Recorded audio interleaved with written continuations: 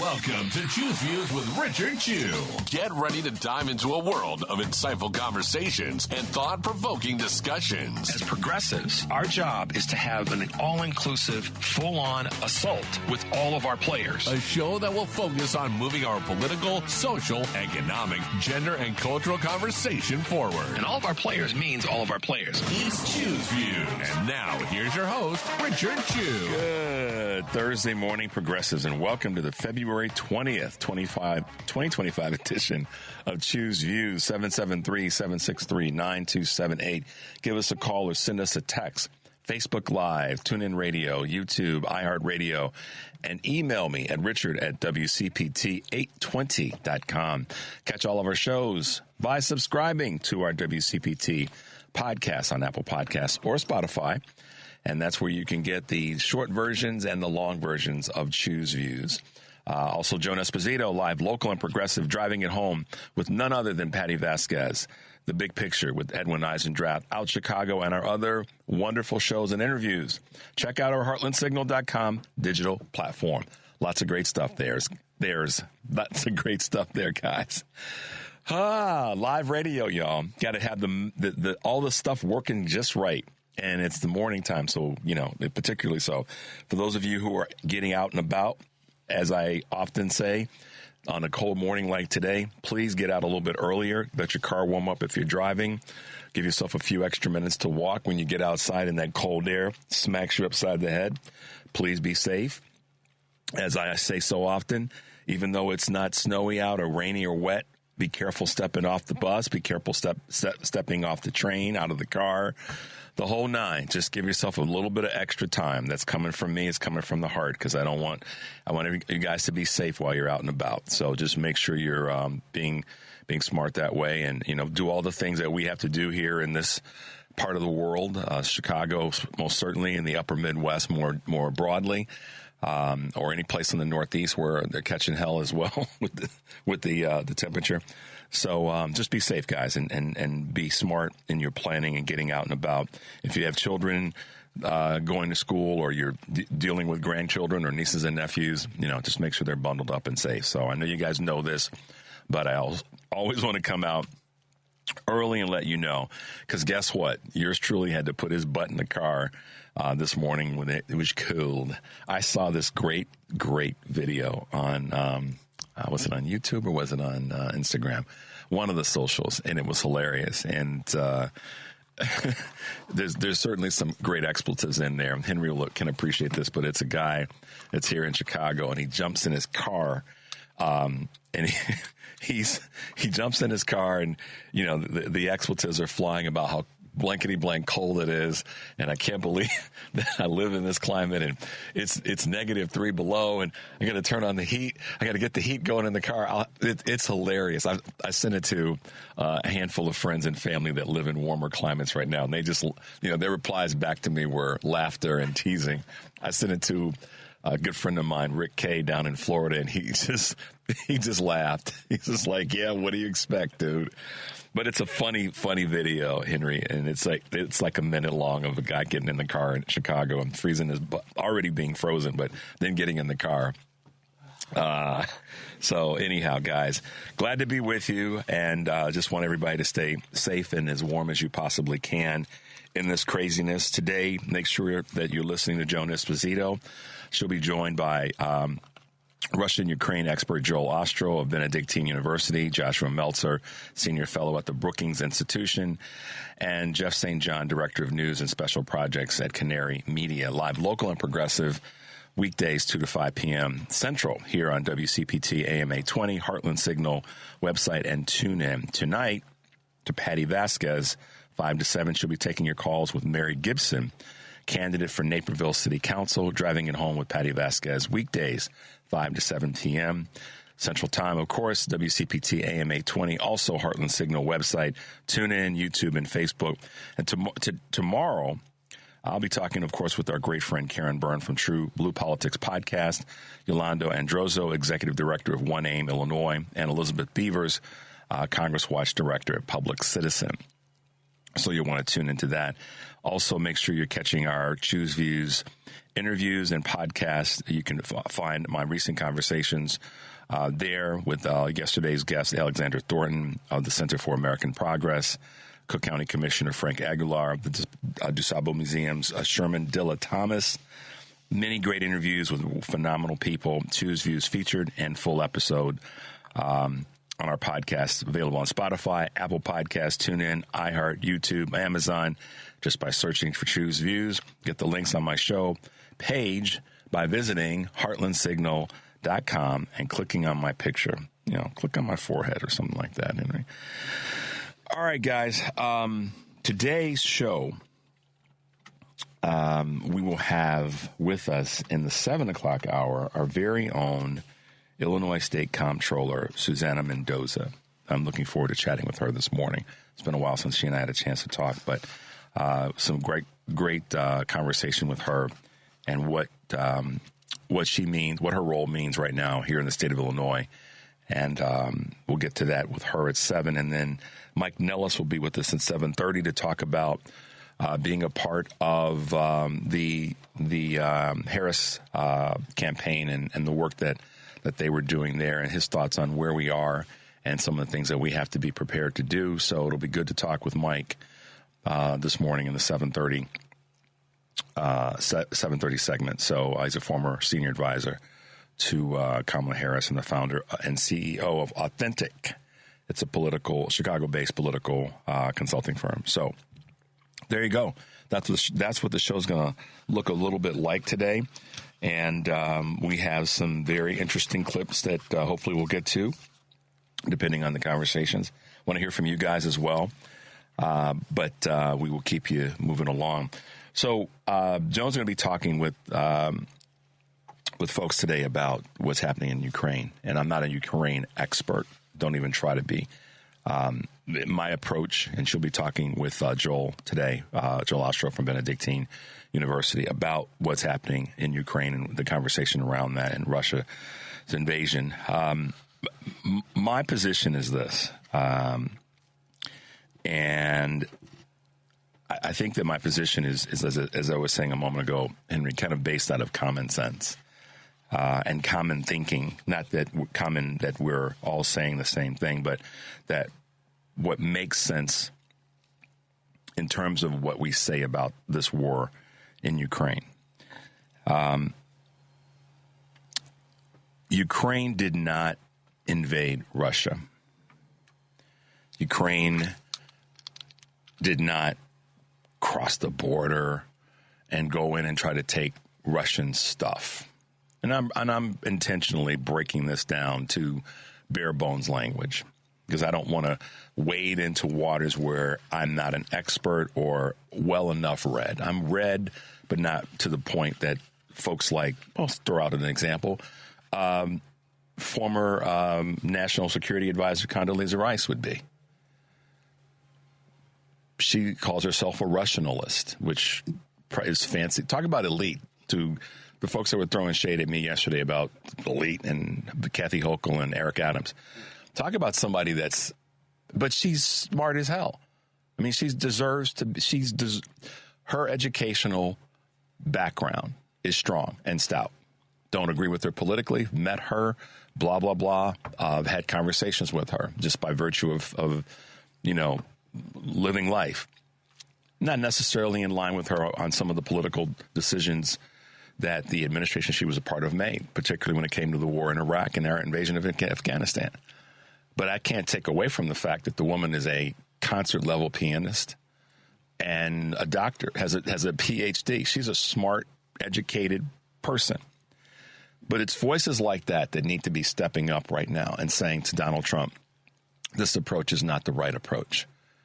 If for nothing else, Henry, in the common sense space, you don't get to you don't get to represent mistruths just because you want to be politically in the pocket of your puppeteer. Other words, Donald Trump, don't lie. Russia invaded Ukraine. Ukraine did not invade Russia. And even if we go back to 2014 and look at the situation with Crimea, come on now. Republicans, grab your you-know-whats and that's not necessarily just meant to be gender-based. Grab your collars. Let's put it that way so nobody gets offended. Republicans, grab your collars. You all know that Ukraine did not invade Russia. So don't let the president pimp you out and let that lie be out there. Call him on that. I mean, Mike Pence, I don't know if you saw this or not, Henry. You saw that? Yeah. Even Mike Pence, who was sitting at the table when this Mike Pence knows that Ukraine did not invade Russia. At least I give Mike Pence his propers for that. I want to see other Republicans that are, we aren't going to see it from anybody in the administration. They're not going to be any of his his steptoes saying that. But I want to see Republicans who are elected where they've got constituents whose sons and daughters, mothers and fathers, aunties and uncles, and cousins and what all have, gone to war somewhere on this planet in their lifetime. Don't let you that are elected in red states, you don't let Donald Trump say that Ukraine invaded Russia, because it didn't happen that way. And if the former Vice President Mike Pence can say it, then y'all sure as hell can say it. And I don't need to be a quote unquote Russia or Ukraine expert to know that that's just, we start there. Don't tell that lie. But as I said a moment ago, the puppet master has got his puppet dancing. And, Donald Trump is speaking the language and the words and the Russian propaganda to further his narrative. It's that simple, guys. And that's why I said, let's keep this very common in the conversation. Let's use our common sense in talking about it. Joel will be more of an expert in this space when he's talking with Joan later today. So listen to that segment. But, use your common sense as well. And if you want to do something today that, to push back in this space, pick up the phone and call the White House and say, the president's got to stop lying about this. Ukraine did not invade Russia. It's the other way around. I do applaud, and Volodymyr Zelensky is definitely, he's in a tough spot, and now they're trying to wedge him out, Henry, in terms of these negotiations. How in the hell are you going to negotiate any sort of reassurances in this scenario without the key player? There's two key players, Putin and Zelensky. We are the outside players, and the U.S. dignitaries, if you want to call them that, the Marco Rubios and the other folks sitting around the table at this meeting in Saudi Arabia. Those are the peripheral folks. The key people that have to be at the table are Zelensky and Putin, and frankly, not even us. We're the support to this process. And again, guys, I'm not trying to be a Russia-Ukraine expert or Ukraine-Russian expert. I'm trying to talk about the common sense, to some extent the optics, but also you can't sideline the head of the country that got invaded. You can't do that. And so we've got to make sure that we do our best to hold the administration accountable for what happens in this transition, if there's going to be one. The last thing I'll say on this morning, and then we'll take a break, is I applaud our EU partners, Britain and France particularly, who once again are stepping up to help and are leading efforts to create some reassurance for the Ukrainian people that's intended to prevent Russia from attacking other Ukrainian cities. And so they're providing not only troops but also money, or not only money but also troops. They're doing in many ways more than we are to support Ukraine rather than tell Ukraine to back down. So your non-Russian Ukrainian expert simply knows that you stop lying, Donald Trump. Stop licking Putin's boots so that he doesn't out that pee-pee tape on you that he's been sitting on. And every time you decide to step out of line, he says, pee-pee, pee-pee Donald, pee-pee Donald. Every time Trump steps out of line, Henry, you know that's what Putin does. He sends him a text, pee-pee Donald. Just tell the truth. I know that's a high expectation for us with Trump. And kudos to our European allies, particularly Britain and France, who are working really hard to make sure that, because they know. Listen, guys, I got criticized by some folks saying, "Oh, Richard, there's a couple people have called in the show to say that this is Ukraine's fault." How in the hell? This is how I'll break it down like this, Henry. A spouse that's being abused gets blamed by the abuser that it's your fault that I slapped you, I punched you, I pushed you down the flight of stairs. Mm-hmm. So, no, it's again, common sense. The aggressor here is the aggressor. The defender is the defender, and we know who they are. So let's stop telling that lie.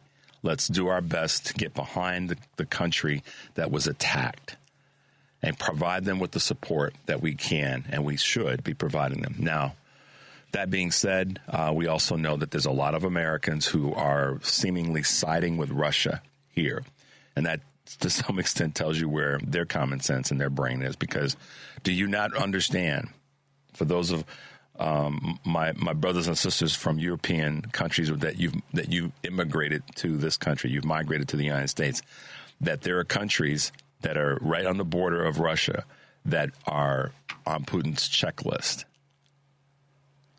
And we know what they are. Just do a little bit of geography. You can't be down with this either.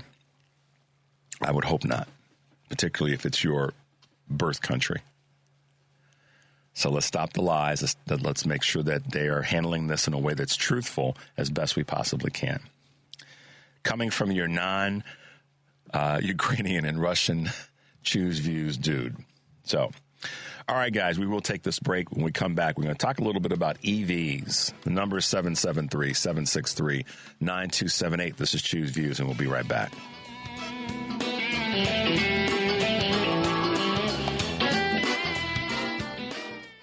It's Choose Views with Richard Chew on WCPT 820, where facts matter. Hey, guys, welcome back to Choose Views. I was waiting to see who was going to be the first person that would come after me this morning. That's a heavy word. That would have something to say about my commentary with regard to Russia and Ukraine and the Iraq War. And I'll just leave it there. A comment that said that, still blaming people for the Iraq War. We know why we went to war. We, in large measure, is because we were going after the people that, quote unquote, attacked us in 9/11. We get that, broadly speaking. But the manner in which we went about it cost so many lives and so much treasure, if you will. That's a fact.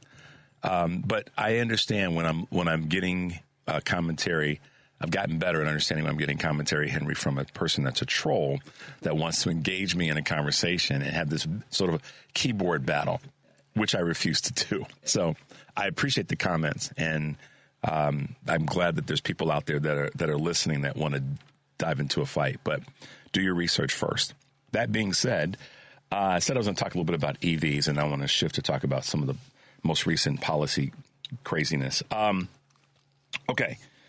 So someone said to me, I made this comment a few weeks ago, and someone said to me in an email, "So Richard, what do we do?" What was the comment? I made a comment saying, you may have to transition some of your financial holdings, your choices of purchase. And we know that next week, is it Friday, the 28th, Henry, that there's going to be this economic blackout where people aren't going to be buying things. And there's a lot of talk about that on social media. So I made this comment a couple of weeks ago, and someone said, okay, well, give us some suggestions. And what was my comment? My comment was, we can use our economic power to do things to affect organizations that are not doing the things that we want them to do. And we've seen this when it comes most recently in talking about diversity, equity, and inclusion, and how some businesses have, sort of in the middle of the night slinkily walked away from it, and others have broadly said, we're sticking we're sticking to our guns. Costco being one of the top companies in that space. And so I said, one of the things that you can do is if you're looking, if you want to do something that's going to benefit the society in terms of the environment, you want to be a person that purchases an EV car, et cetera, et cetera. That's your business. Buy an EV, buy a hybrid, buy whatever you buy. But I was looking at this from the standpoint of the people that are now even more frustrated with Tesla specifically and Elon Musk in terms of what to do. And there are other manufacturers of electronic vehicles. And there's a large range of manufacturers. Some of them are domestic. Some of them are imports. Whatever that be, whatever your flavor is, there are a number that are out there. If you wanted to still purchase an EV but not purchase a Tesla, and I'm of that mindset. I got nothing to do with Tesla. Don't need to, Then listen. There can be the thought process that's a two-sided sword. There's companies that may not be doing what you want them to do socially, economically, for the environment and all the rest. And boycotting them could be your way of dealing with those companies. So I know that if I make the comment, don't buy a Tesla because of your dislike for the company, someone could say, well, there's another company that I dislike that manufactures electronic vehicles, and I don't want to do business with them either. I get that. My reasoning behind saying not purchasing a Tesla is because Elon Musk is causing havoc his company is what it is, but it's his actions right now with Doge that say to me, we have to do something to take some sort of action to push back on that organization. And so that's where I'm coming from, to be clear about my recommendation, my suggestion in terms of if you want to buy an EV, then buy an EV from a company that doesn't have a CEO, that's created an organization that's trying to destroy programs that are daily hurting people in America. So I can make that determination and that differentiation by saying it's because of that. It's like, yesterday, Henry, I rightfully so, got some people that said, hey, a white woman taking down a black man with regard to Governor Hochul and Mayor Adams. No, it's about him bending the knee and with regards to the deal that he cut with the administration when it comes to deportation. That if she finds that there's more than just smoke there, and she's in her right to do what she's got to do because of what he decided to do in terms of bending the knee, then she should go forward with that. I don't know the details behind the criminality of what he got indicted for, so I'm not speaking to that. I was speaking specifically to the other part of this conversation. Now, in the same vein about electric vehicles, Tesla may be a phenomenal car, but the person that is the head of that organization is causing havoc on people's lives. And my way of looking at it is, let's try to do something about it. So if you're going to buy an EV, there are others that are out there.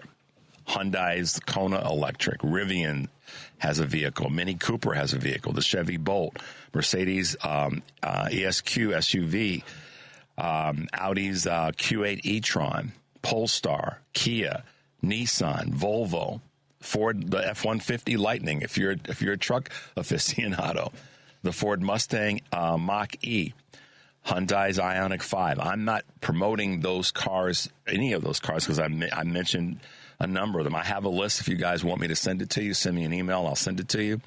The point I'm making about this is do something other than buying a Tesla. Nothing more than that. If you're in the market and you're looking to buy an EV, just don't buy a Tesla. And there are other choices that are there. That's all I'm saying. The person that runs the company, Tesla, is doing something to hurt Americans. So let's do something to hurt him or effectively hurt that company. And I get all the other conversations about, the people that work there. I get all that. He made a decision to go in and hurt people. We need to do something to push back. Stop buying the vehicle. It's that simple. And then I'm going to keep it complicated, Henry. Just don't buy the vehicle. Buy others. It doesn't mean you can't buy an EV. Just buy something different. So that's one of our ways of pushing back.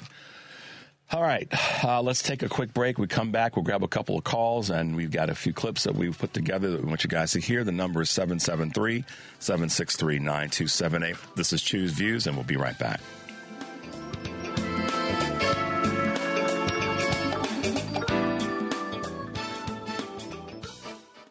It's Choose Views with Richard Chu on WCPT 820, Chicago's Progressive Talk. Hey, guys, welcome back to Choose Views, 773-763-9278. Text that we got, Henry says, if Trump sends American troops to Ukraine, they will have orders to shoot Ukrainian soldiers in the back of the head. Yeah, that's the risk. I mean, President Biden did not send our military troops readily to fight this war. Sent resources, armament, etc., but no boots on the ground. And I have a concern that may happen, but we'll see where that goes. The other thing I wanted to talk about is this latest information about Trump posting yesterday this executive order that he has the power, along with the DOJ, to determine what is law and lawful and how we interpret laws that are written, and you know, this is a days-long discussion, but this is what somebody's going to get hurt. This is where we are, and I'm not calling for any. So let me be perfectly clear, since we're on live radio and streaming, I am not calling for any of that. My concern is that with this craziness, that someone is going to get hurt. These are executive orders that are federal in their nature. So Donald Trump, let's not get it twisted, can't come into the state of Illinois and use an executive order to do something in the state of Illinois, okay, or into a different state. He's trying to go into New York now to offset this congestion tax and fee, saying that it's unconstitutional, but that's a state law, state provision, city provision more specifically. Donald Trump doesn't have any purview there. So the part of this that we have to pay attention to is if they try to come into communities to administer laws within those communities. You know, let's be honest. If a president comes to a city and breaks a law, he can be arrested by, the literal law, they won't happen. He can be arrested by local authorities. He's not above the law in terms of what action or any of the people of his administration. This is what we have to remember. And this is why it's important, in my observation, to be supportive and mindful of our local officials, of our locally elected officials and state officials, and why Governor Pritzker is standing so strong and proud right now. We're going to get to a couple of clips from him in a moment, but let's grab a quick call if we can. Let's go to our good friend Karen Byrne. Good morning, Karen. How are you? Hey, good morning. Check out the last part of Governor Pritzker's. I'm sure you got the clip ready. State of the State address. Rachel Maddow played it last night, and I couldn't be prouder of our leadership here in Illinois. But a couple quick points. Number one, Teslas are not good cars. The batteries catch on fire. There are other options, and you rattled off a lot of them. And people, though, before you buy, please go to Goods Unite Us, the app, and check on who you're buying from and who they give to. That's right. Okay, so that's one quick point, because I know you've got other callers that you want to talk to. And then the other thing, if anybody wonders who Vladimir Putin is, or if they have friends and family who think that he's like this great guy and a strong man and we really like him and his tough talk, go show them Active Measures. It is a movie that came out a while back. Yeah. Vladimir Putin's sole purpose in life and in his political career, he is ex-KGB, is to reassemble the Soviet Union. He will not stop with Ukraine. He will go through Poland, and every other country that was once a part of the Soviet Union, and maybe even further. So people need to be very clear about it. So if you know people that think that this guy is okay, show them that movie. Yeah. Anyway, love you. Have a great day. Thanks, Karen. Appreciate your call. All right. Bye-bye. All right. Bye-bye. So, guys, take to heart what Karen said about the purchases. And that's what we mean when we say, yes, there are other companies out there, and they may be not fully in alignment with what you believe. And that's our responsibility as consumers. It's always been that way, but particularly where we are today. And again, let me be clear again. The reason that I'm saying don't buy a Tesla, I'm being very specific in this space. It's because, and whether you think the car is a good car or not a good car, the battery, to Karen's point, all of that, ultimately my point, the reason that I take the position that I take with this is that the leader of the company is doing destructive things to hurt Americans consciously in our business. Now, there may be folks at Hyundai or folks that are affiliated with Ford or affiliated with Mercedes-Benz or affiliated with Volkswagen or, any of the other companies that I listed that have electric vehicles that may be contributing to things that you're not in alignment with, to Karen's point. Well-made point. And Elon Musk is doing things to tear down parts of our country that don't need to be torn down. That's why I'm making the very specific, don't buy a Tesla. And you guys know how I roll. If Elon Musk was in my face, I would tell him exactly that. I'm telling people to not buy your car. And wait and see. Because, see, here's the thing what happens with these guys that are bullies. No, people, they give the impression that they can't be stepped to. But they haven't come across certain people yet. And I'm talking about in terms of just messages and points of view. You know, Donald Trump withered when Kamala Harris stepped to him during the debate. Of course, we've got a bunch of weak-minded people in the country, 78 million that voted for Donald Trump. They couldn't see that that's real leadership, rather than this guy running off to kiss the boots of Vladimir Putin, to Karen's point. So there we are. All right, Henry, let's give folks what they asked for. Let's make sure we can give our governor some of his props, because local leadership has been pretty extraordinary. Let's start with is the federal policy one queued up? Yeah. Okay, are we good with that one? Let's hit it. State of the State address. And I've come before you to present a budget in good years and in bad, in years of crisis and years of relative stability. There's a whole industry of backseat bellyachers in the state and around the country who make a profession out of rhetorically tearing down Illinois and suggesting that if we would just enact one of their magic bean fixes, that we would never face another difficult budget year. But there's one thing that I've learned as governor: there are no magic bean fixes. And each year there's some difficulty that requires us to work hard to overcome it. This year, the surfacing difficulty is Donald Trump's and Elon Musk's plan to steal Illinois' tax dollars and deny our citizens the protection and the services that they need. I want to offer you a few examples. 20 million Americans, 700,000 of them here in Illinois, will lose health care coverage if congressional Republicans are successful in their effort to cut the Affordable Care Act. And rural hospitals across Illinois will be shuttered. The Trump administration cut off funding for food safety inspectors for nearly a month, impacting more than 70 meat and poultry facilities in Illinois. Without these inspectors, the supply chain collapses, prices go through the roof, from farmers to truckers to meat packers to retailers. Jobs will be lost. Meals on Wheels programs, which home deliver 12 million meals per year to 100,000 seniors and people with disabilities in Illinois, are on the federal chopping block. This is real.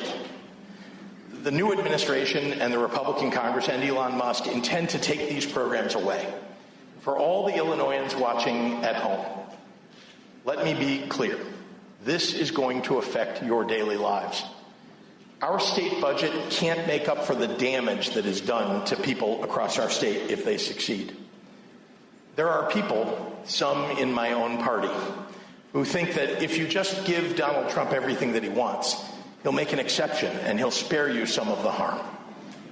I'll ignore the moral abdication of that position for just a second to say almost none of these people have had the experience with the president that I do.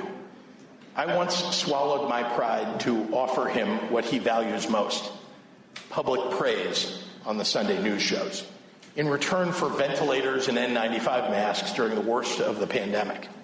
We made a deal. And it turns out his promises were as broken as the BiPAP machines he sent us instead of ventilators. Going along to get along does not work. Just ask the Trump-fearing red state governors.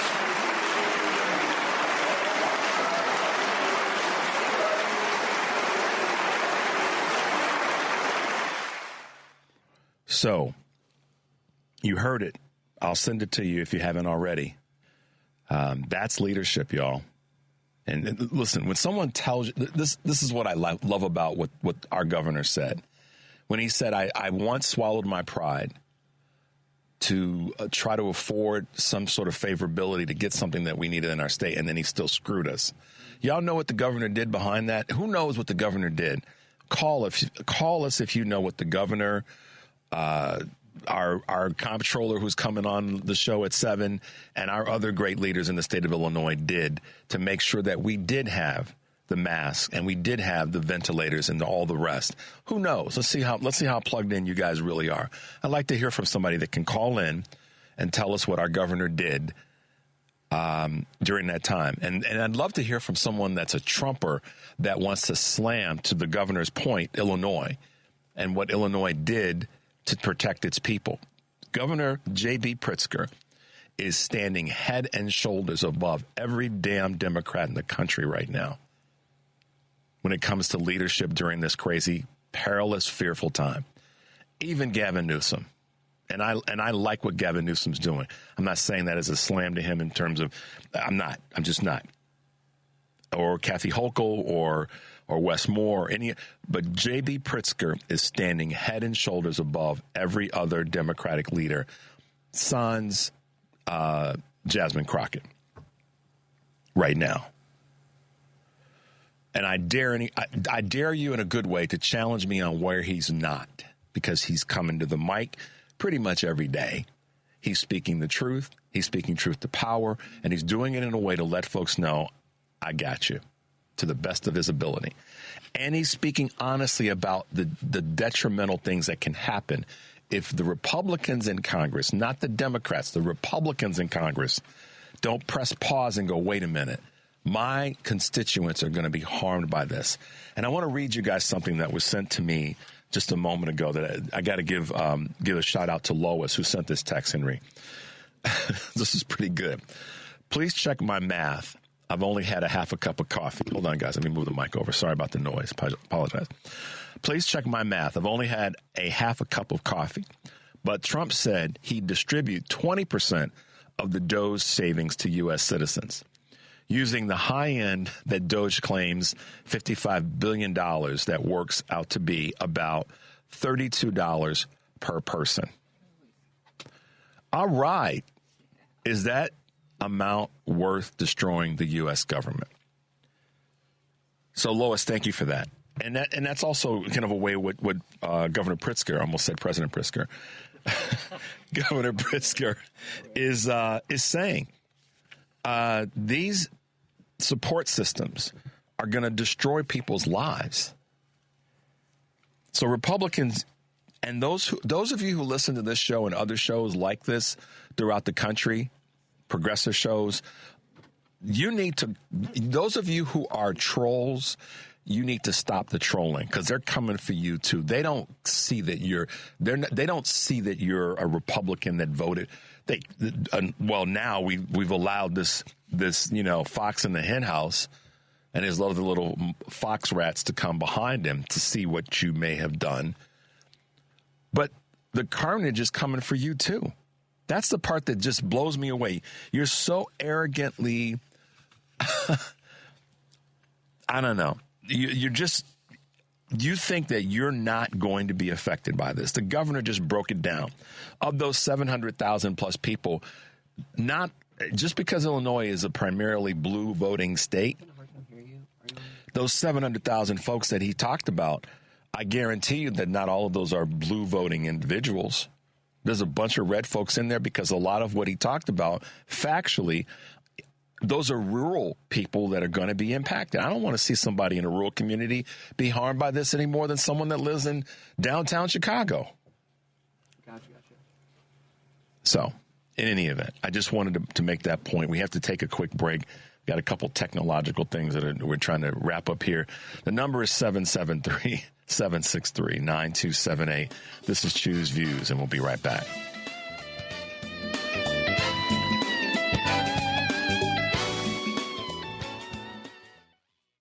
You're listening to Choose Views with Richard Chu on WCPT 820, Chicago's Progressive Talk. Hey, guys, welcome back to Choose Views, 773-763-9278.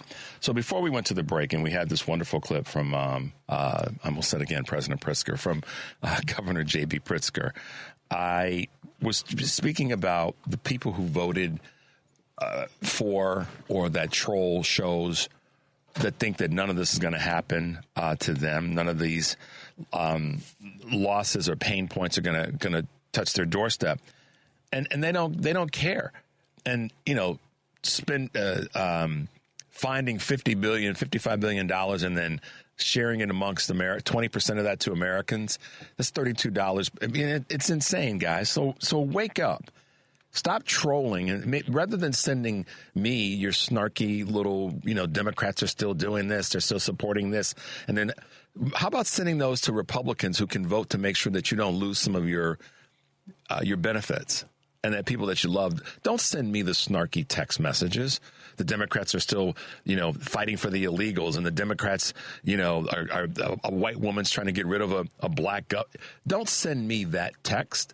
Pick up the phone and call your representatives and tell them to do better.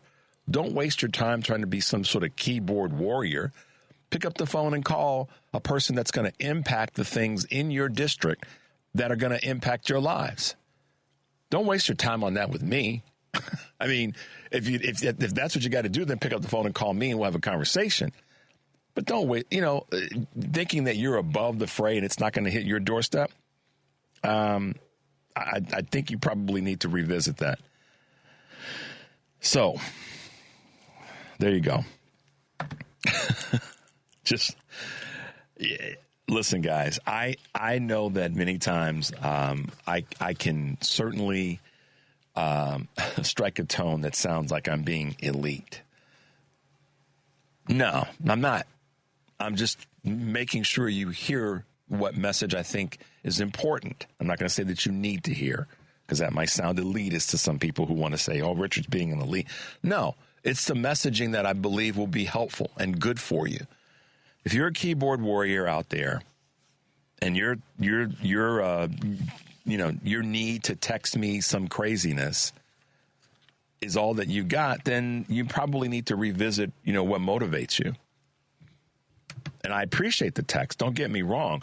I'm always going to respond and do the best I can in that space. But, maybe spend some time texting or emailing, rather, and calling your elected officials in your district, wherever you are in the country. And to that point, I want to come back to something that the governor talked about in that clip in terms of people being impacted in the state of Illinois. Maybe you didn't catch the part where he talked about Republican governors who've bent the knee and now their citizens are being negatively impacted by this. That is precisely what they have done, Republican governors in different states. They've bent the knee. They are not pushing back. Name me a Republican governor. Name me one Republican governor that has stood up and said this is wrong for our state. Hell, Mike Pence had enough guts to say something about the fact that Russia invaded Ukraine, not the other way around. But name me a Republican governor that has stepped up and said, no, this is not good for the citizens of our state. That's why Governor Pritzker said what he said about Republican governors feeling the pain for having bent the knee. Governor Newsom is stepping up. Governor Wes Moore is stepping up. These are Democratic governors in blue states. Governor Hochul is stepping up. Governor Whitmer is stepping up. Governor Walz is stepping up. These are blue governors that are stepping up for the people that elected them and those that didn't vote for them in their respective states. And they're all also stepping up for citizens in other states. That's why I tell people so many times, and I say this so often, stop trying to trash the imperfections of the leaders in your state and try to find ways to help them do a better job, which is one of the things I'm going to talk to Comptroller Mendoza in a few minutes about. But stop trashing them. Find ways to help them. And rather than being a keyboard warrior, getting upset with people online, how about spending some time calling your elected officials and saying, we need you to do better. That, because the same guy, Henry, the same dude that said that he was going to fix inflation and fix the price of eggs and all the other things that they threw out, groceries. Nobody's talking about groceries. The same dude that said that is now walking away from all the gibberish about inflation. That same dude. Did you all see the interview that he did on Hannity? All those insane promises. Walking away from them now. Saying that grocery prices have skyrocketed. When I win, I will immediately bring prices down. Well, they're not. Here's the crazy thing for all the MAGA hats out there. Not only have they not gone down, they've actually gone up. Okay? So, stop keyboard worrying, as I make up a word, keyboard whining to me, and spend some time not whining, but keyboarding to the people who can make a difference in your districts. And that's whether you're in a blue district or a red district. That's what you should be spending your time on. Do we have time to fit in the second? Okay, before we go to break. So Henry and I put together another powerful clip from our governor, J.B. Pritzker. I swore the following oath on Abraham Lincoln's Bible. I do solemnly swear that I will support the Constitution of the United States and the Constitution of the State of Illinois, and that I will faithfully discharge the duties of the office of governor according to the best of my ability. My oath is to the Constitution of our state and of our country. We don't have kings in America, and I don't intend to bend the knee to one.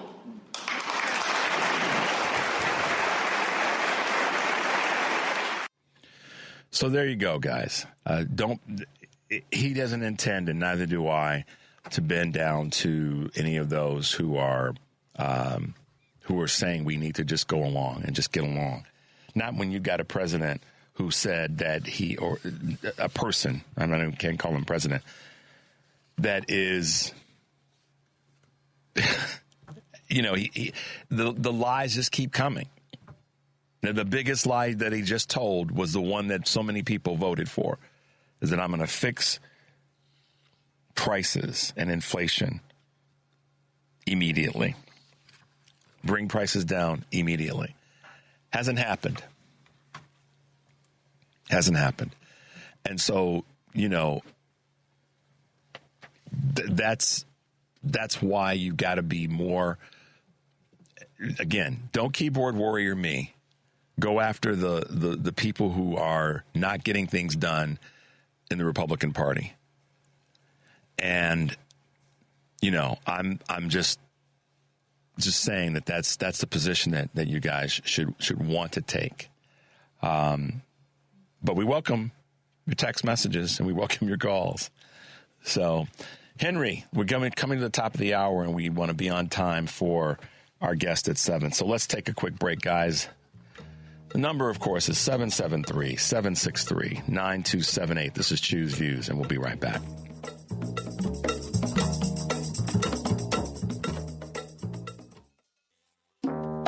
Welcome back to Choose Views with Richard Chu on WCPT 820 AM, where facts matter. Take it away, Richard. Hey, guys. Welcome back to Choose Views, 773-763-9278. Make your way over to heartlandsignal.com, our digital platform. We have wonderful information there, everything from Elon Musk, Dark Money Group committing $750,000 to ads for Brad Schimel, to North Dakota House committees debating on the resolution for SCOTUS to terminate Obergefell, and the list goes on. You definitely want to check out some of the Heartland Signal on X clips that we have there. Wisconsin Governor Tony Evers announces a plan to help farmers navigate Donald Trump's tariffs, including hiring an egg economist. Here's in America's dairy land. Here in America's dairy land, agriculture is a $116 billion industry. We can't afford to lose our momentum because of the tariff wars. So make your way over to heartlandsignal.com. Check out the Heartland Signal on X clips and videos that we have there for you, and share them with other folks. Please, please do that. All right, guys, it's 7 o'clock, and this morning we have such a wonderful guest, and someone that I haven't talked with in a while, but someone that I have a tremendous amount of excitement to talk with this morning, and that's our very own Illinois Comptroller, Susana Mendoza. Good morning, Madam Mendoza. Are you awake and ready to go? You're so funny. Yes, I am. But boy, am I raspier than normal this morning. So sorry for your ears, everyone. Well, listen, I'm glad that you're with us, raspy or not, because it's the content of what you're going to talk about and all the things that you've been working on that I know that so many people in the state of Illinois and listening to the broadcast all over the country want to hear. So thanks for being with us this morning. How are you feeling? How are you doing? I know that with this cold weather, I was talking about a clip that I saw, a video that I saw of a guy jumping in a car here in Chicago and all the expletives coming out of his mouth about how doggone cold it is and got to get the heat on.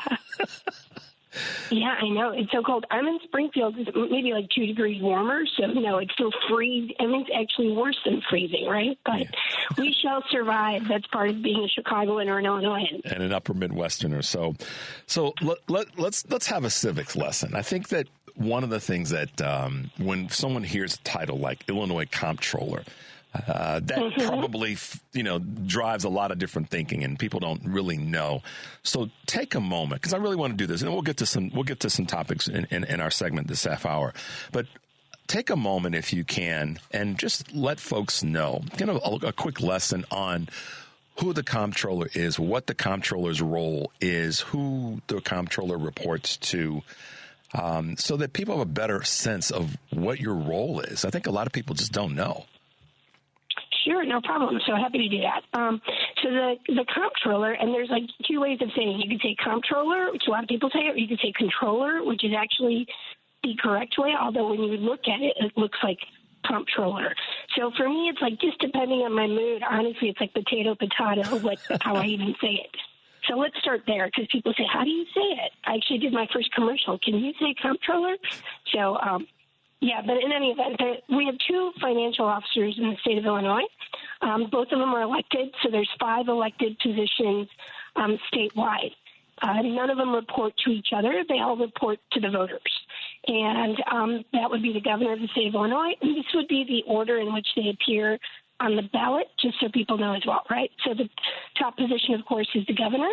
The governor has a running mate, which is the lieutenant governor, but essentially people vote for the governor and his ticket.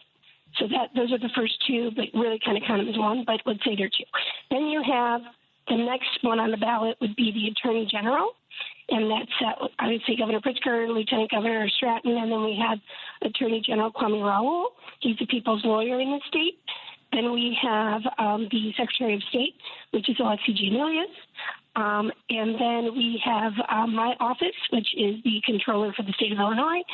I am the state's chief financial officer, and my job is to manage all of the state funds and pay all of the state's bills. and I control the checkbook essentially. And then the next one after that would be the treasurer for the state of Illinois, and that's Michael Frericks. And the treasurer is responsible for investing the state's money. So when you think about the stock market, the money that comes in, Treasurer Frericks invests it into the market, produces good returns for Illinois taxpayers. And then when you all get your tax returns, for example, you'll get a check from me, but it'll also be signed by Treasurer Frericks because we have a system of checks and balances here with our financial officers. And now you might be wondering, why do we need 2 financial officers? Are you wondering that? I'm sure many people are. Okay, good. So you need 2 of them because back in 1965, and this will be shocking to many of you as Illinoisans, we had one individual who did both of these functions and actually even did auditing functions. And it was called the Auditor of Public Accounts. And that individual, Orville Hodge, was actually found to be guilty of embezzling $6.5 million of taxpayer money.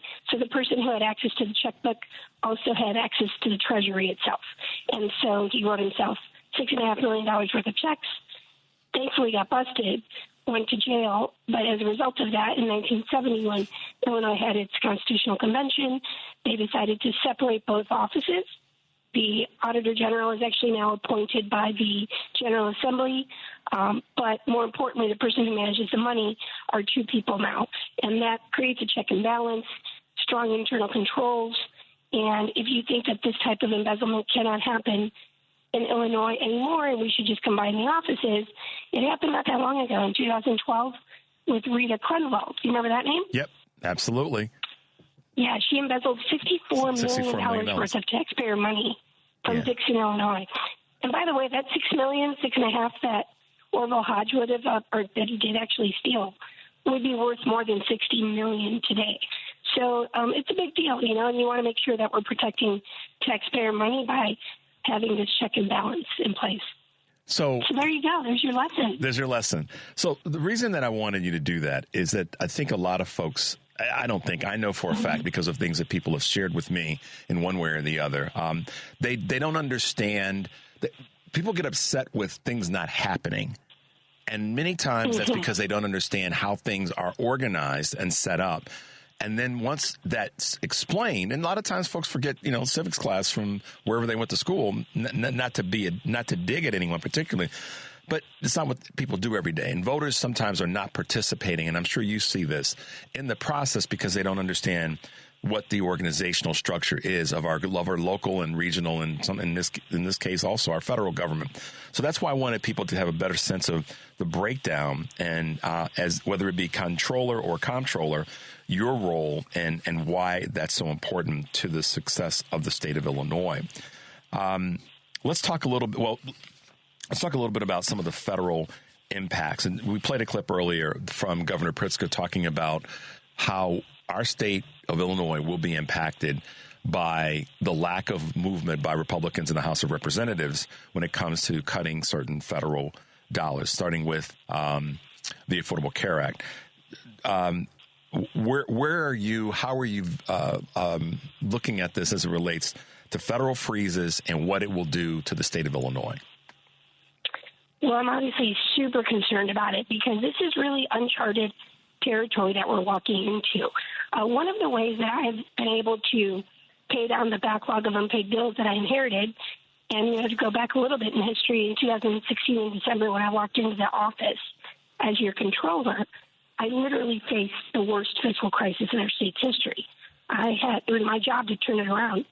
And I walked into a $16.7 billion backlog of unpaid bills, 20 years worth of downgrades. We had nothing but credit downgrades in those 20 years before I took office.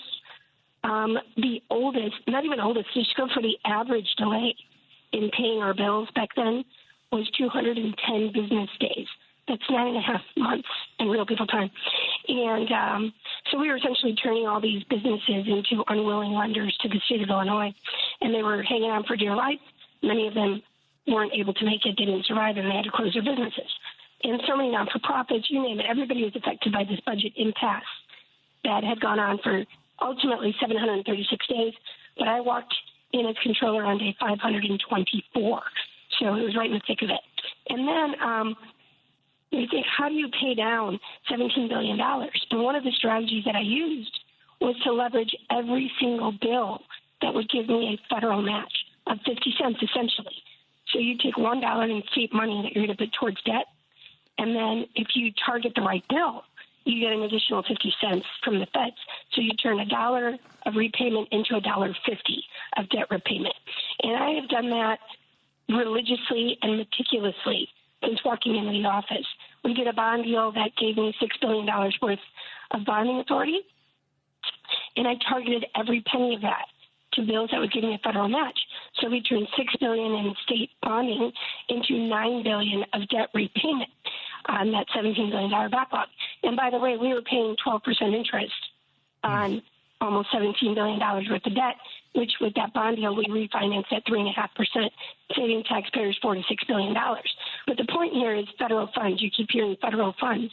And those federal funds are critical to being able to stretch the value of every Illinois dollar and be able to do things like pay for health care for the most vulnerable in our state. Federal funds touch so many different aspects of life, not just in Illinois, but across the nation. Veterans care, education, health care, law enforcement, you name it. So, yeah, Richard, this is very concerning because we have a new administration who just thinks that they're going to go in and drop a nuke on the entire funding system without really being meticulous about where can they, in fact, trim that most people would say, yeah, that's a good idea, versus let's just, slash and burn it all. And that's, I guess, popular with their base, but it is going to eventually be unpopular when people who voted for this administration realize that it's their kid that can't get their cancer treatment, or it's their father whose VA benefits have just dried up. God forbid, Social Security. Who knows what they will respect, if anything. I think the question is nothing, and so, or that's the answer. So, yeah, it's concerning. And when $34 billion of federal funding come into Illinois, you have to be realistic. How much of that is going to continue to come into Illinois, and how does that impact our budget moving forward? Thank you for that explanation and clarification. One of the things that people often hear, and we say it here on this show and other folks say it in different venues, that blue states tend to provide more money to the federal budget or the federal coffers than red states do. And now we're in a place where that seems to be a bigger part of the conversation.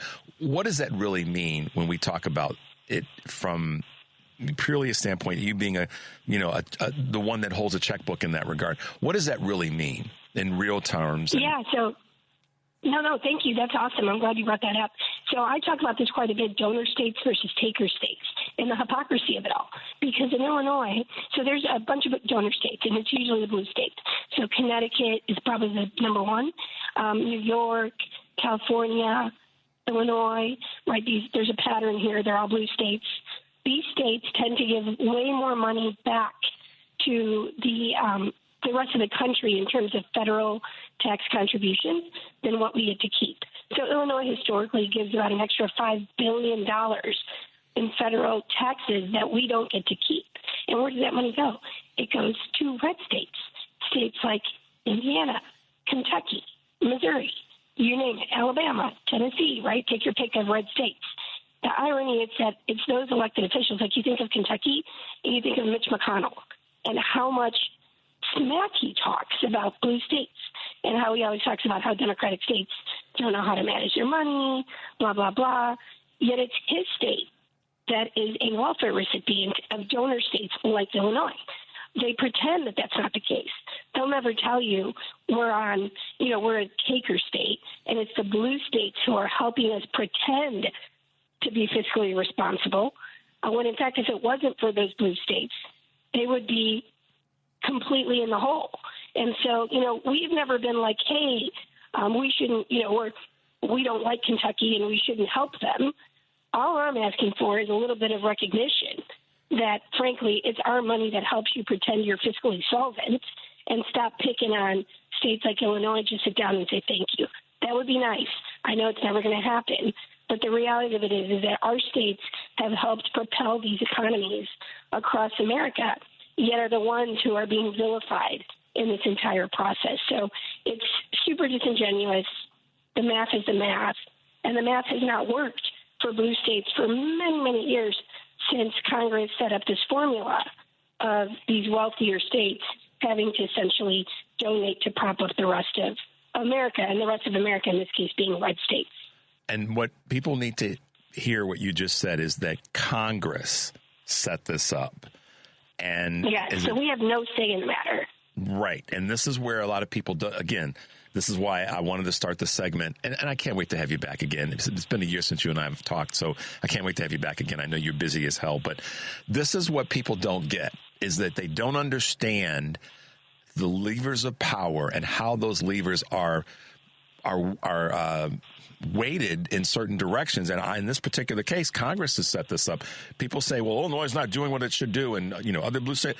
But in fact, we are, and we're in the positive with our budget because of the leaning in from folks like you who've made it clear that we're going to fix these debt issues, and we're going to come up with ways to utilize the funds that come from the federal government.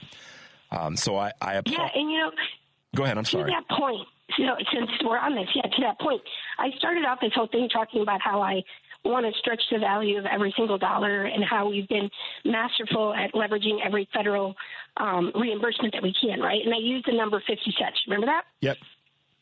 So this is a perfect kind of like, let's bring it home to close this out. When I said 50 cents, that is unique to Illinois.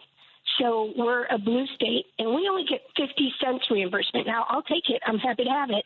But if you compare that to what other states like South Carolina or Kentucky, these other red states, they're getting like anywhere 75 cents, 89 cents, 90 cents back per dollar that they spend in their states. So that paints a picture of how the money is distributed. Illinois gets not even 50 cents. It's like 49 something.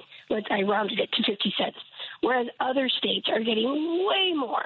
So this kind of shows you the unfairness in the system.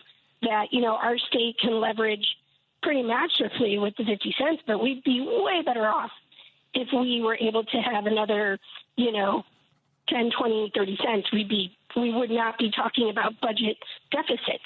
To give you an example, during the pandemic, we were able to get an additional, all the states got a bump in this reimbursement rate, and Illinois got an additional 6 cents on the dollar. So I leveraged that 6 cents, and it comes out to about $2 billion a year in revenue. So every time you up a penny, it's significant in what the reimbursement's going to be. So if we're getting 50 cents in, let's say Kentucky, I'm making this number up. I don't have the numbers in front of me, but it's probably close to 80 cents, if not more, per dollar. That is a boatload of billions of dollars in cash. So it's not fair. It really is not a fair system to Illinois, but it's not something we can change. I've gone to Congress to actually ask them to try to rewrite this formula, but it just falls on deaf ears. And it's certainly in this climate never going to change when it's the red states that benefit from this formula. So and that's why we just have to live within the rules. That's why right now I've been really pushing that we get involved with the 2 House seats in Florida, the 1st and the 6th district. I know it's an uphill fight. And then the 21st district in New York with Elise Stefanik. Those are 3 seats that if we could win those and take back the House, it's a game changer for something that you just described as it relates to the difference between 50 cents and 80 cents of money coming back to a state, a blue state versus a red state, because Congress holds the purse strings. So let's pivot a little bit. Federal employees being fired, let go, put on leave, whatever the phrasing is. Illinois has a large number of federal employees. And so I talked about this on Tuesday. What I talked about specifically is that a lot of people think that federal employees are just in Washington, D.C., but 83% of federal employees are throughout the rest of the country, many of which are in red states. Again, going back to this conversation. But how have you been looking at that strategically in terms of the federal employees that are in Chicago or in the greater state of Illinois, and how that will impact our economy? Well, we're still waiting to see what the fallout is, right? Because, every day you just hear about a new group that's getting the hammer dropped on them. And the crazy part about it is, besides the fact that we're going to have like a significant new portion of people unemployed, right, which is the obvious, you also just are wondering how is this going to impact services across our country and here in Illinois. You think about there's the obvious, like things like Social Security or Medicaid or veterans care, like those things that people would go seek help from the federal government, passport services. Like just think of all the different things that we probably don't think about day to day. Is that a federal job or is that a state job, right? So people are going to begin to feel the pinch once office hours get closed. There's not enough staff to take care of the day-to-day things that we just assume and take for granted. We're going to start to see that over time. But I do think that the issue is going to be, where does this cause danger, right? When you think about, like, the air traffic control, that's a perfect example, right? I feel like every day we're reading about some new crash that happened. And my fear is it's just going to become like, well, whatever, this is just how it is. But we're also going to see stuff happening at the hospital levels, right? If we're not reimbursing people for care, we're going to be losing physicians as well. Yeah. We're going to be losing support staff. I mean, it's really going to become a situation where people's lives are going to be put in jeopardy. And then think about what they did here the other day, where they let go a whole bunch of people because they're just, like I said, dropping little nukes everywhere. And I'm using that analogy because they literally did it in the nuclear industry, right? And so they fire a whole bunch of people, and then they realize, oh, hold on, we need these people. But not only did they fire them, they erased their entire profiles from the system. So then they couldn't even track them down. Like, the level of incompetence is pretty staggering. So you've got a whole bunch of, 19-year-olds that just feel like empowered, and they're doing actually pretty stupid stuff. And so we'll see, what the ramifications of that are. But it's a little scary if you think about it. Well, it is, and I wanted to have you talk about that because you speak about it from a financial perspective and knowing what the numbers are and how that's going to impact us. So thank you for shedding some light on it from that perspective as well.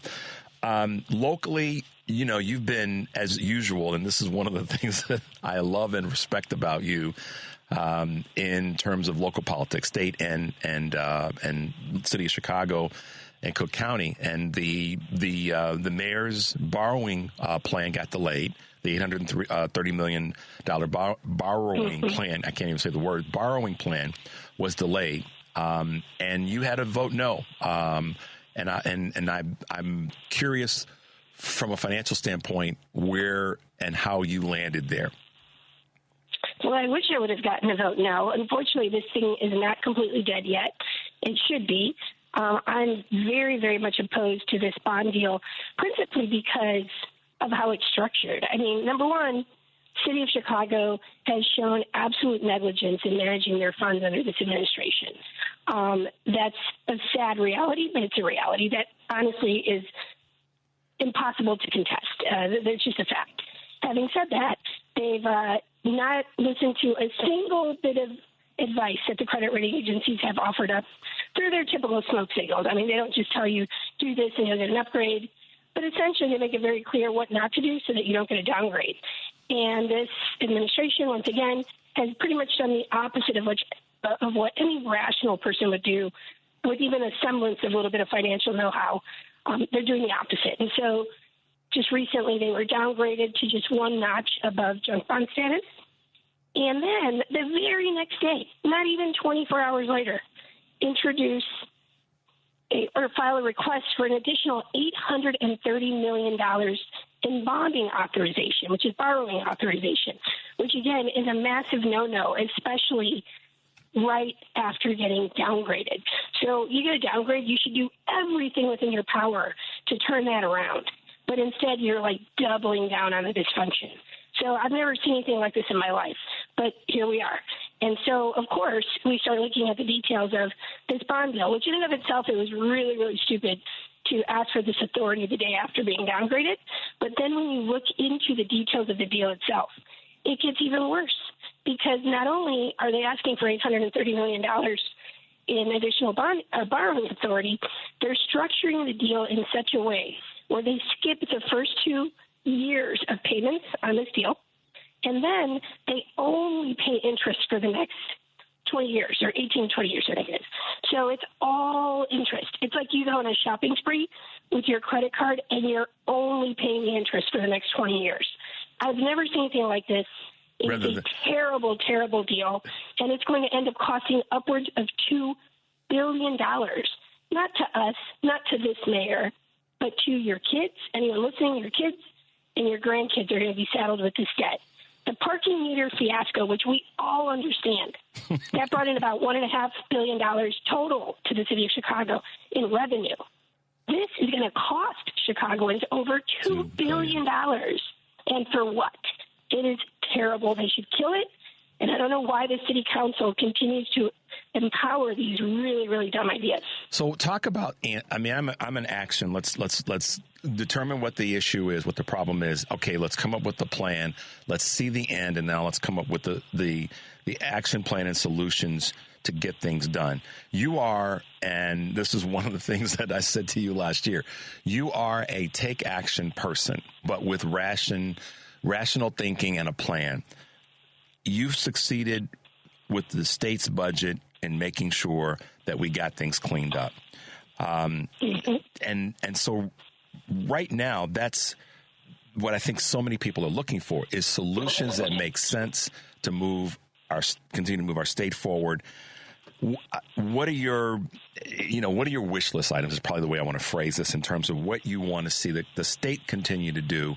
And of course, as the city goes, the state goes, and as the state goes, the city goes of Chicago. What do you want to see? What's your wish list right now that says these are the things that we can do, that we should act on, that voters can get behind and say, yes, that's the right way to go about solving some of these issues? So in this particular context of this year, my wish is that the General Assembly, in fact, get to work on passing a balanced budget, and we should never take that for granted because we went 736 days without a budget. So we can never go back there again. We need to understand the situation that we're in, and this is not a year in which, as much as we'd love to be able to say, hey, look what we did and we brought all this money back to our districts, this is not the year to do that. We thankfully we're no longer looking at a $3 billion budget deficit, but we're still not rolling in the cash. It's the opposite. So this is a year where we have to be super tight, where we truly do have to look at potentially, trimming down, trying to find efficiencies where we can, not nuking the system, but definitely looking at, can we go a little tighter here? And the reason for that is not just because we are pretty much flat with our revenues, so we don't have room for mistakes, but also because we have to consider what still lies ahead and what we don't know when it comes to the federal cuts that are likely going to be on the horizon. And so to pretend that we are in a normal year with a normal president, with a normal Congress, is really just to deny reality. And so we have to be super, super cautious and conservative when it comes to how we craft this year's budget.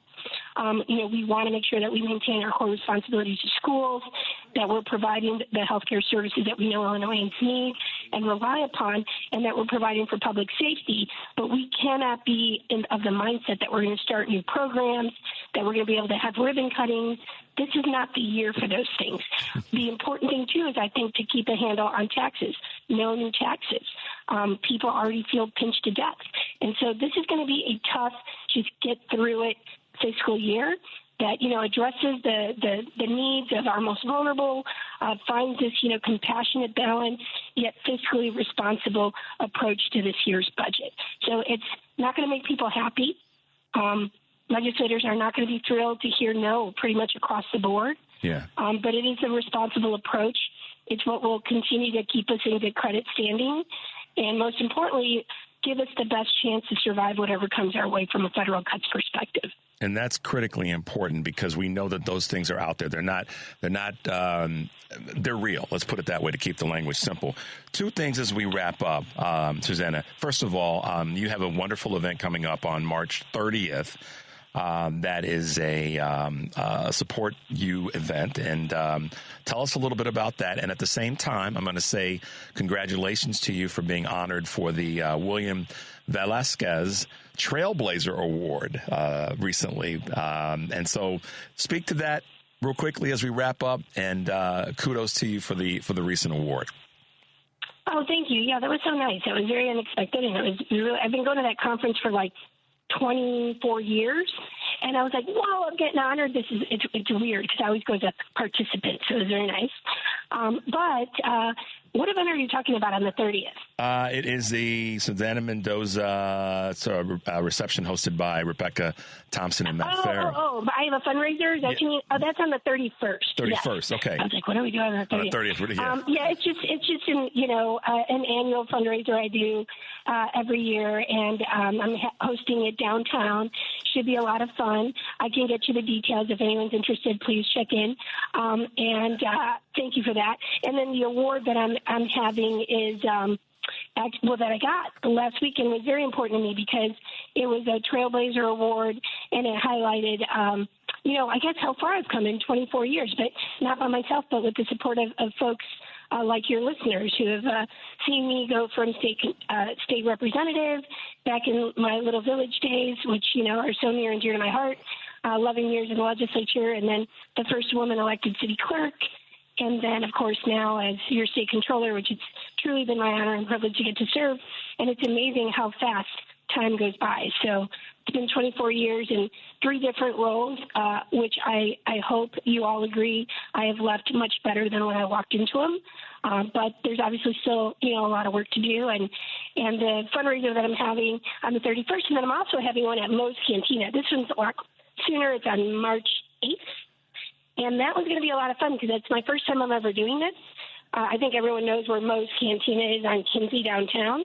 We're going to do that on March 8th from 11 a.m. to 1:30, hosting a brunch at a really, really cool, fun place. So come on by if you want to say hello and support me, and I would love to see you there. March 8th, Moe's Cantina. That's probably the one I want to promote the most because it's close and it's going to be super fun. And it's just going to be chill and fun brunch. And who doesn't love Moe's? That's right. And who doesn't love brunch? So listen, guys, That's right. We have some great leaders in our state. And one of the things that I'll leave you with, Susanna, is this.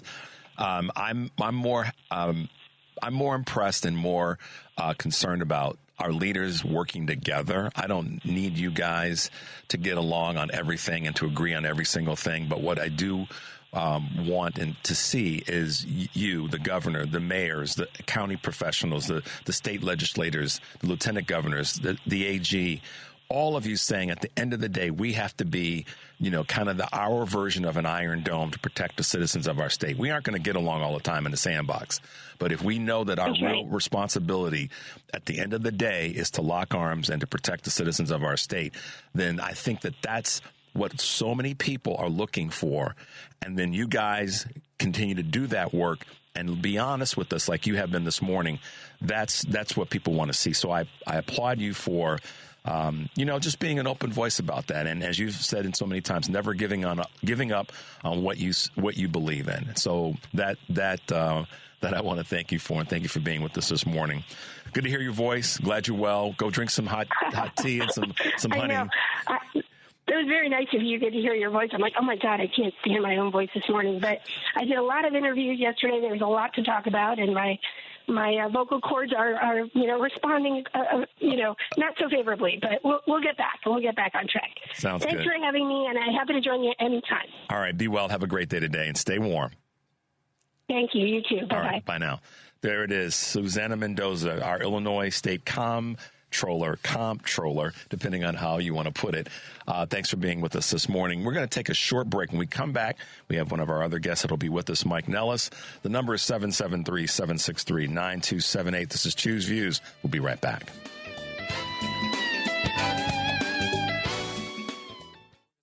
Welcome back to Choose Views with Richard Chu on WCPT 820, Chicago's Progressive Talk. Hey, guys, welcome back to Choose Views, 773-763-9278. Catch us on all the socials. And we're back on. I know that we were having, many of you sent me texts to our text line that you could not hear us on the terrestrial signal, the radio signal, as it were. But it sounds like we're back, and I'm getting good thumbs up from Henry as well as from those of you who are listening. Great having our Illinois comptroller Susana Mendoza with us. I wanted to ask her a ton of other questions, but that's the reason that we'll have her back in the future. She's doing the hard work, guys. And like I said, they fight against each other for a better way. They don't always agree, but they're fighting to move the state, the city, the county, the region, the country, frankly, forward. And she is someone that I greatly respect the work that she does. So looking forward to having her back. Reach out to her, get involved with her with the work that she's doing. And that's how we help support our elected officials. And in that space of supporting people, Henry, with us this morning is someone that knows the role of being in a good support role and the importance of that. With us is the founder and CEO of Authentic, a Chicago-based political fundraising and consulting firm, none other than Mike Nellis. Mike, good morning, and welcome to the show. Good morning. How you doing? I'm good, man. Thank you for being with us this morning. And I hope you are someplace as warm as you possibly can be, because it's cold, man. It's cold out there. Yeah, it is. It is rough out there, but I can kind of see spring. I can feel it. It's right there. Right. Spring is down the hallway going, Mike, we're almost here, man. We're almost here. Yep. We're a little over a month away from spring. But listen, Mike, thanks for being with us this morning. And I know that we kind of caught you on short notice, but I'm glad you were able to plug into the show and to call in.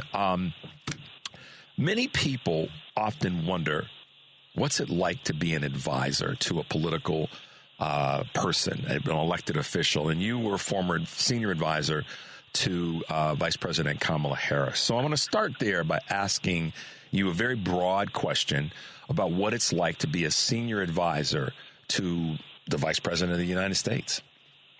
Sure. Well, and I should clarify, I was the senior advisor to her before she was the vice president. I helped her when she was the Attorney General of California all the way until she became the VP nominee on the Biden ticket, just so that I don't confuse anybody about what my role was. But I'm also senior advisor to Adam Schiff, who's the senator from California now, and I've been with him for 10 years. And I do it for a lot of other candidates, including like Governor Whitmer in Michigan and more than a few of my House clients. What it's like, I often joke that being an advisor to a candidate is like being paid a mild to small amount of money to not be listened to. But the truth is like my role is to kind of, almost take my own value system and set it aside and be someone who can analyze the political terrain for my client and think about what do they believe in, what do their constituents believe in, what's happening nationally, be able to provide them with the best possible advice. And then really it's up to the candidate to make the larger strategic decisions, right? I think there's this idea that there's, a ton of Democratic strategists or, political people that are just pulling the strings all the time. But really, like, for the most part, these candidates are the ones who are leading and making their decisions about, when to go on TV, which policies to support and stuff like that. I actually think it's a misnomer that that there's like a group of people that are pulling the strings, but it's fun. It can be exhilarating. Like when I was early on in my career, all I wanted to do was get to that point where somebody would actually listen to something that I said, because I've sort of I've been doing this for 2 decades now. I got my start as an intern on Barack Obama's presidential campaign in the Iowa caucuses, and I wanted to kind of get to that room because I felt like I had a different perspective on how to win elections and how to help people, because ultimately that's what politics should be about. Right now it's not about that, given what's happening in Washington. But that's a lot of what it is. A lot of getting phone calls and showing up to meetings and trying to provide the best advice you can. And you get some of it right and you get some of it wrong, but you hope for the best. So in that space, 2 things that you said about the perception that there's these folks that are the political, analysts and consultants that are pulling the strings. Right now, one of the criticisms that I know you are hearing is that the Democratic messaging is wrong because candidates are listening to too many consultants, too many, brainiac, if you will, elitist that are telling the politicians the wrong things. I've got a 2-part question, but in all fairness to you, let me let you answer one of them first. What's your observation, your response when you hear that? Because I know you're hearing it. I think there's some truth to it, and I would kind of frame it this way. I think the Democratic Party makes 2 mistakes, and we made it in this last election. The first is that we have a tendency to try to explain issues to people on an academic level and treat people like they're statistics. And so, for example, the perception of the economy to most Americans, the way they felt it, the way that it hurt them in their day-to-day lives, is that their paycheck was not going as far as it was. A lot of people are struggling to figure out a way to buy a house, to start a family, and retire with dignity. And then we were going around talking about how many Nobel laureate economists were saying that our economy was the envy of the world in the middle of a global inflationary crisis. It's not reasonable for us to expect a median voter to have the time or the energy to process economic data. And for us to talk about it like that is wrong. And what we should have been doing is saying, we understand that you're hurting. There's a global crisis that's happening here, and here's what I'm doing to help you with that. And we had a bit of a struggle with that, both because we kind of lacked an effective use of the bully pulpit through President Biden, and we kind of lacked a cohesive party message. The second thing is Democrats often make the mistake of trying to frame issues to people in a way that isn't self-interested to them. And one thing that I fundamentally believe in, and I think the clients that I've seen that have been the most successful understand this, people are fundamentally self-interested. There's nothing wrong with that. Like, I have a digital fundraising background, and so I've helped raise over $1 billion in small dollar grassroots contributions for candidates. And one thing that I know from having gotten into the behavioral science of how you get somebody to make a donation to a nonprofit or to a political candidate is that they do it because of their identity, or they do it because they're getting something out of it, right? I donate to the Red Cross because I care deeply about that issue, and that makes me feel good. Now, people won't say that, but that's actually what the behavioral science suggests, and I think that the same is true for the reason that people vote. They're going to make a vote that's in the best interest of their pocketbook, it's in the best interest of their family, it's in the best interest of their community.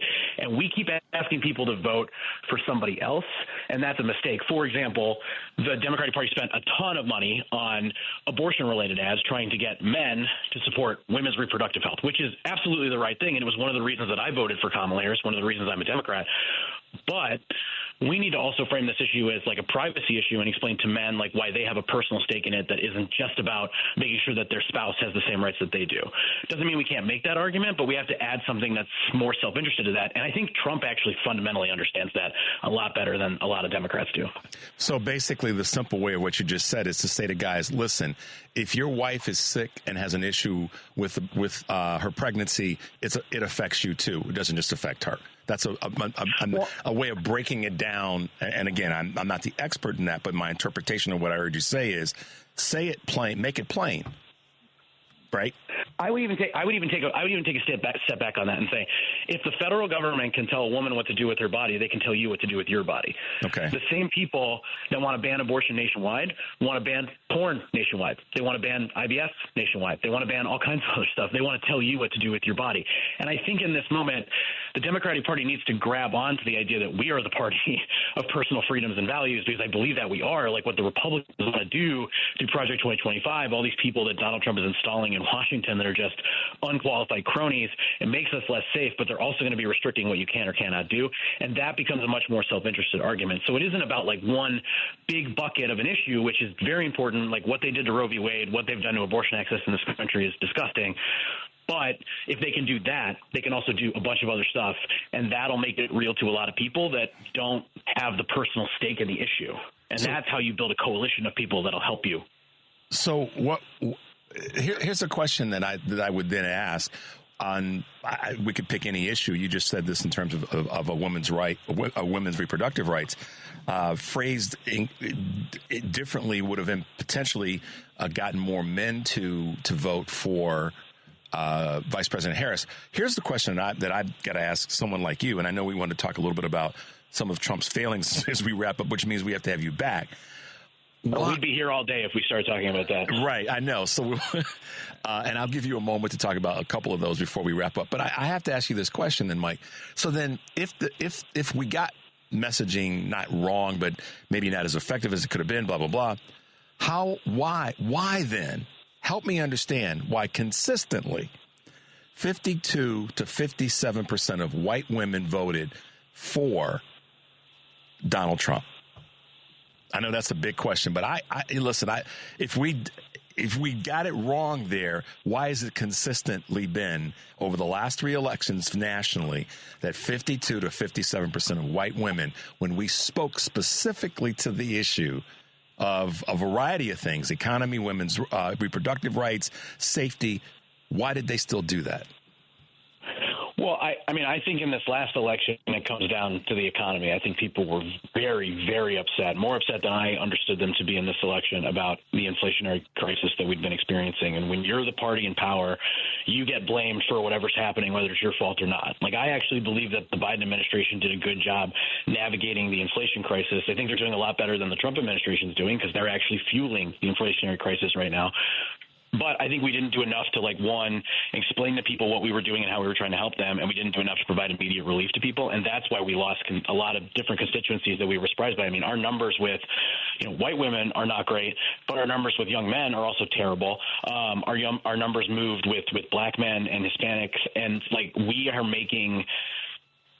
had a lot of people who moved away from us. I mean, some states saw an 8 to 10 point swing away from the Democratic Party, and that is deeply problematic, but it's a reflection of the economy. I don't think it's like some big embrace of Donald Trump. I think it's more that people were pretty frustrated about the economy. I think there's other things that people were frustrated about, too, that fall in that bucket, and you could talk about the mistakes we made with the border. I think we have to talk about the mistakes we made with Joe Biden's attempt to run for re-election, and I think that caused some serious trust issues in the Democratic Party. It's part of the reason that our brand, I think, is pretty low right now. If you look at our brand, it's actually lower than the Republican brand overall. That's partially because the Republicans' base is much more unified right now. It doesn't mean that, like, swing voters are happy with them.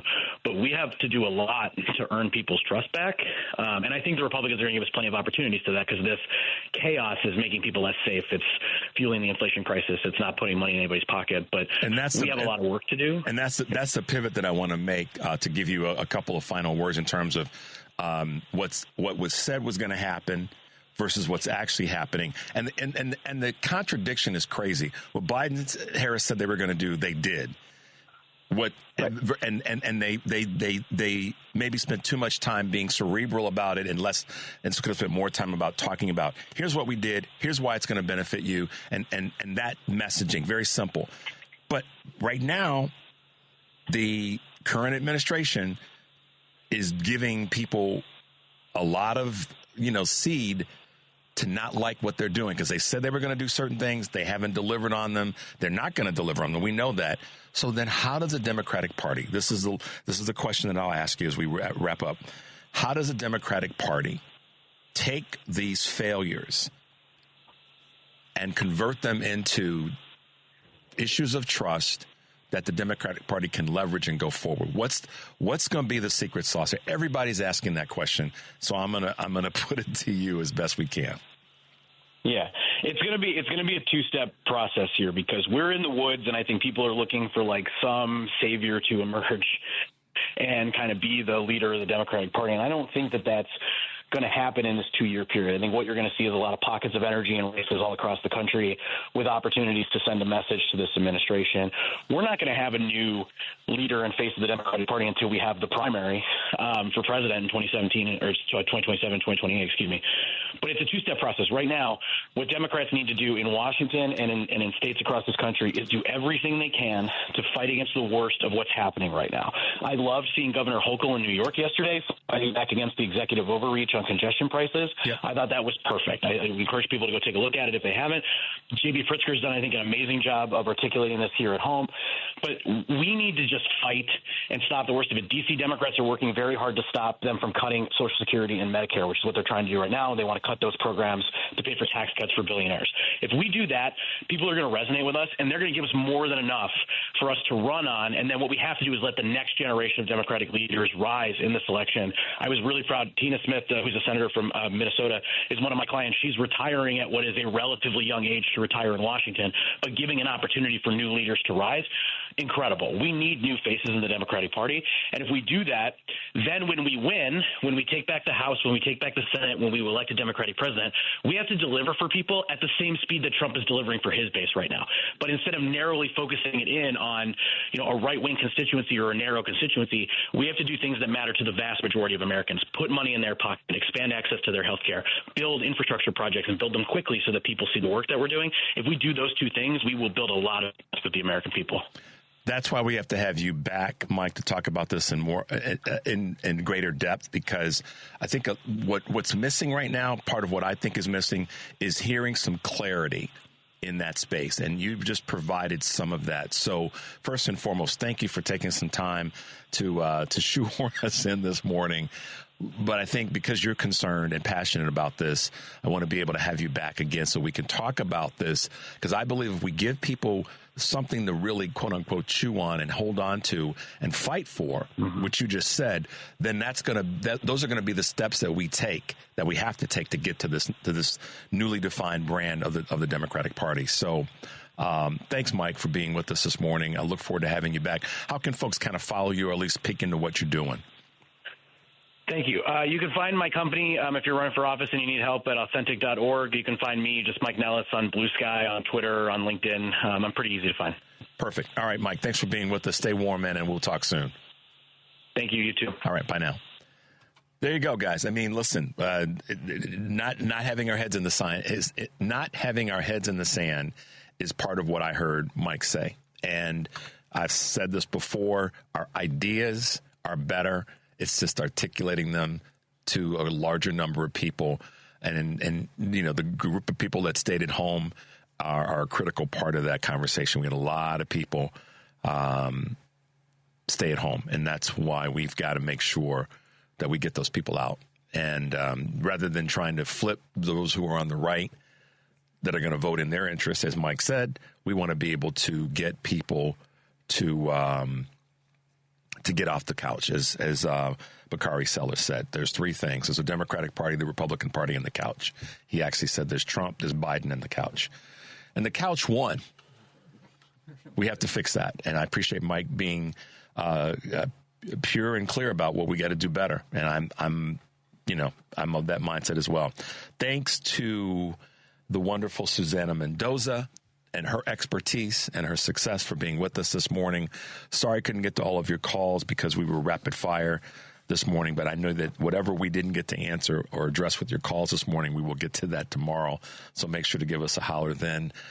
We will have a great lineup of folks. Real quickly, where's my sheet? There it is. With us, Karen Byrne from True Blue Politics Podcast, Yolanda Androza, the Executive Director of One AIM Illinois, and Elizabeth Beavers, Public Citizen Congress Watch Director. So make sure you're tuning in tomorrow. Check out Joan today. Check out Patty today. And we look forward to seeing you tomorrow. As always, guys, take a deep breath. Make your life count. We'll see you tomorrow.